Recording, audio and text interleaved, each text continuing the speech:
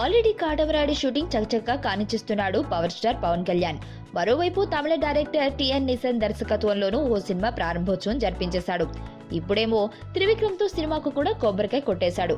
మరి ఈ రెండు సినిమాల్లో ఏది ముందు మొదలవుతుంది, ఏది ఎప్పుడు పూర్తవుతుంది, రిలీజ్ ఎప్పుడు అన్న సందిగ్ధత ఉంది జనాల్లో.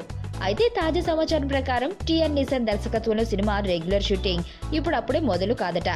ఆ సినిమా సెట్స్ మీదకు వెళ్లేది వచ్చే ఏడాది సమ్మర్లోనే. వచ్చే నెల నుంచి కాటమరాయుడుతో సమాంతరంగా త్రివిక్రమ్ సినిమా కూడా షూటింగ్ జరుపుకుంటుంది. ఈ ఏడాది ఆఖర్లో కాటమరాయుడు పూర్తి చేయబోతున్న పవన్ ఆ తర్వాత నిర్విరామంగా త్రివిక్రమ్ సినిమాకి పనిచేస్తాడు. ఈ చిత్రం సగానికి పైగా పూర్తయ్యాక నిసన్ సినిమాను కూడా మొదలు పెడతాడు. త్రివిక్రమ్ సినిమా జూన్ జూలై నెలలకు పూర్తి కావచ్చని సమాచారం. ఈ సినిమా రిలీజ్ డేట్ మీద కూడా ఇప్పటికే ఓ క్లారిటీతో ఉన్నాడు త్రివిక్రమ్.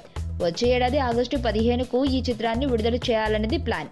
మధ్యలో ఈ ప్రణాళికలో ఏమైనా మార్పులు రావచ్చేమో.